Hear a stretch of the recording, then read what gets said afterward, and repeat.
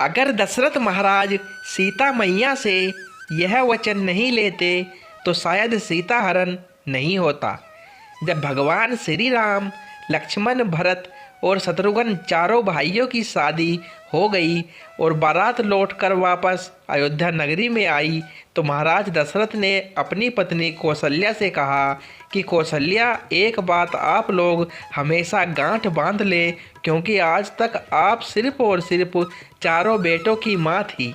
आज के बाद आप लोग माँ होने के साथ साथ चार बहू की सास भी बन चुकी है। तो माता कौशल्या ने महाराज दशरथ से पूछा, क्यों? तो महाराज कहने लगे, सास और बहू का धर्म क्या होता है? दूसरे की बेटी हमारे घर में बहू बनकर आई है और सास का यह धर्म बनता है कि उसकी रक्षा ठीक उसी प्रकार करनी चाहिए जैसे कि आँखों की रक्षा पलक करती है। और नाना प्रकार के उपदेश दिए, बहुत तरह से उन्हें उनका धर्म समझाया। उसके बाद 2-4 दिन निकल गए तो एक दिन महाराज दशरथ के दिमाग में एक बात आई।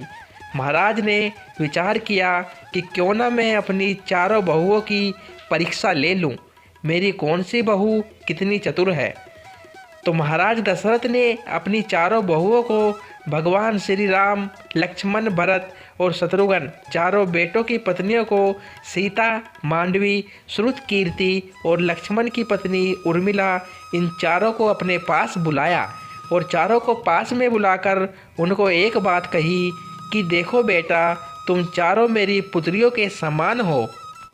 अगर मेरी पुत्रियां हो तो मेरा एक आदेश है तुम्हारे लिए। चारों बहुएं डर जाती है कि महाराज आदेश कर रहे हैं। सभी ने कहा, कहो पिताजी, क्या आदेश है? महाराज ने कहा, आदेश यह है कि आप आज चारों अलग अलग रसोई बनाओगी। तुम चारों अपने अपने हाथों से मेरे लिए खाना बनाकर लेकर आओगी और फिर देखते हैं कौन सी बहू कितनी चतुर है और कितनी जल्दी खाना लाती है। अब चारों बहुएं वहाँ से चली गई। सभी के दिमाग में यह बात आई कि मैं पहले पहुँच जाऊँ और सभी ने भोजन बनाना शुरू कर दिया। 56 प्रकार के व्यंजन बनाकर तैयार किए। तो सबसे पहले भरत की पत्नी, जिसका नाम मांडवी, वह खाना लेकर चली गई। उन्होंने बहुत अच्छे से थाली को सजा लिया। सारी थाली में तरह तरह के पकवान रखे और वह थाली जाकर महाराज के सामने रख दी। जिस चौकी पर महाराज दशरथ बैठे हुए थे वहीं उन्होंने थाली ले जाकर रख दी और कहा, पिताजी भोजन करिए। लेकिन मांडवी एक चीज़ भूल गई थी कि खाना खाने वाले को खाना देने से पहले पानी भी दिया जाता है। महाराज दशरथ ने देखा कि यह भरत की पत्नी आई है, चलो कोई बात नहीं, अभी छोटी है, नादान है, शायद अकल आ जाएगी। महाराज दशरथ ने मांडवी के हाथों से भोजन की थाली ले ली और वहीं पर रख दी और बोला, बेटी, हम थोड़ी देर में भोजन खा लेंगे। तब तक लक्ष्मण की पत्नी उर्मिला चली आई। उन्होंने भी बहुत जल्दी में भोजन बनाया था। उर्मिला ने भी एक थाली में भोजन सजाया, अच्छे तरीके से भोजन थाली में लगाया और थाली ले जाने के बाद उर्मिला भी भूल गई कि महाराज दशरथ को पानी भी देना है। उर्मिला भोजन की थाली लेकर अपने ससुर यानी कि महाराज दशरथ के पास पहुंच गई। अब महाराज दशरथ समझ गए कि लगता है यह भी बहू बिल्कुल ऐसी ही है और यह बात बिल्कुल सच है कि अगर किसी को भोजन दिया जाता है तो भोजन खाने वाले को भोजन देने से पहले पानी ज़रूर देना चाहिए। लेकिन उर्मिला भी भूल गई। महाराज दशरथ ने उनके भी हाथों से थाली ले ली और बोले, बेटा आप भी जाओ, हम भोजन कर लेंगे। तीसरे नंबर पर शत्रुघ्न की पत्नी आई, जिसका नाम था श्रुतकीर्ति, और उन्होंने भी भोजन जल्दी जल्दी में बनाया था। भोजन इतना सुंदर बनाया था और इतना स्वादिष्ट बनाया था कि जिसका कोई जवाब ही नहीं था। लेकिन उनसे भी एक गलती हो गई। गलती यह हो गई कि श्रुतकीर्ति भी महाराज दशरथ को भोजन की थाली के साथ जल देना भूल गई। महाराज दशरथ ने श्रुतकीर्ति के हाथ से भी भोजन की थाली ले ली और वहीं पर रख ली और कहा कि बेटा आप भी जाइए, हम थोड़ी देर में भोजन करेंगे। तीनों थालियाँ रखी है, भरत की पत्नी की, लक्ष्मण की पत्नी की और शत्रुघ्न की पत्नी की, लेकिन महाराज दशरथ ने किसी में से भी एक गिलास भी भोजन नहीं किया। महाराज दशरथ विचार कर रहे हैं कि जैसा भोला भाला मेरा बेटा राम है और मुझे लगता है कि उनकी पत्नी सीता भी उतनी ही भोली भाली है, क्योंकि यह तो सभी बहुत चतुर है, इसलिए जल्दी भोजन बनाकर ले आई। लेकिन उधर जगत भवानी माता सीता ने बहुत सुंदर तरीके से भोजन बनाया, इतना सुंदर कि जिसमें से सुगंध ही अलग आ रही थी। और मैया सीता ने एक थाली में भोजन लगाया, 56 प्रकार के व्यंजनों को एक थाली में लगाया और थाली में लगा करके अपने हाथ में थाली उठाई और चलने के लिए तैयार हुई। तब माता सीता को ध्यान में आ गया कि किसी को भोजन देते हैं तो भोजन देने से पहले पानी दिया जाता है। अब मैया सीता ने विचार किया कि मैं तो पहले ही इतनी लेट हो गई हूँ, मेरी तीनों बहनें ससुर जी के पास भोजन लेकर पहुँच गई है, मेरे पिताजी मेरे बारे में क्या सोचेंगे। सीता मैया ने एक हाथ में भोजन की थाली और एक हाथ में जल का लोटा लिया। महाराज दशरथ बीच चौकी पर बैठे देख रहे थे। रसोई की चौखट से एक पैर अंदर और एक पैर बाहर रखती है तो महाराज दशरथ सोचते हैं कि वास्तव में सीता थोड़ी देर से ज़रूर आई है, लेकिन मेरी बहू बहुत ही चतुर है। एक हाथ में जल का लोटा और एक हाथ में भोजन की थाली लेकर आ रही है। सीता माता ने भी देख लिया था कि मेरे ससुर पिताजी मुझे देख रहे हैं, पता नहीं क्या जवाब देंगे। ऐसे ऐसे विचार सोचती हुई मैया सीता चली आई। ऐसा हुआ कि थोड़ा सा हवा का झोंका आया और हवा के साथ एक तिनका उड़ता हुआ आ रहा था। ऐसे में महाराज की निगाह सीता के ऊपर थी और सीता की निगाह उस तिनके के ऊपर। माता सीता तिनके को देखकर सोच रही है कि अब मैं क्या करूं। वह तिनका उड़ करके खाने की थाली में गिर गया और माता सीता को तो पसीने आ गए। अब माता सीता सोचने लगी कि अब मैं क्या करूं।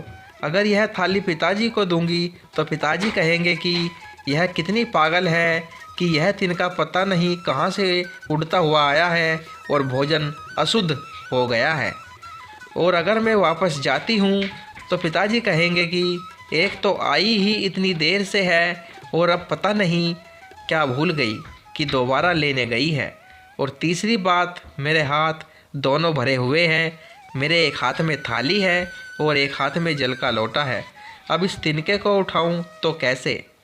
माता सीता कोई साधारण स्त्री नहीं थी, माँ सीता तो भवानी थी।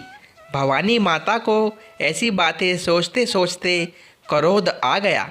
इतना क्रोध आया कि जब माता सीता की दृष्टि उस तिनके पर पड़ी तो उसे राख बनाकर उड़ा दिया।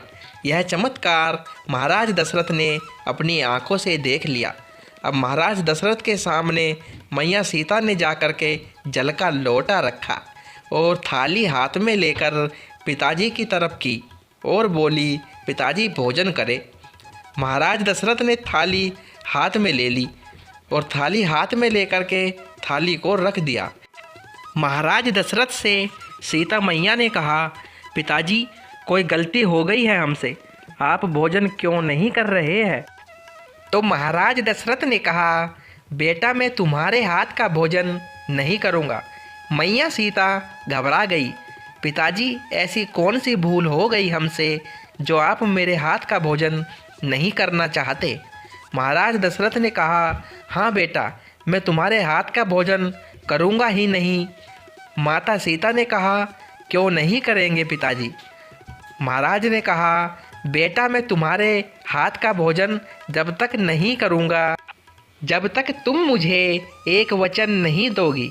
महाराज दशरथ की बात सुनकर के माता सीता ने विचार किया कि आखिर वह मेरे ससुर है, मेरे पिता के समान है, पता नहीं क्या मांगेंगे। माता सीता ने कहा, जो आप वचन हमसे मांगेंगे मैं दे दूंगी, लेकिन आप भोजन कीजिए।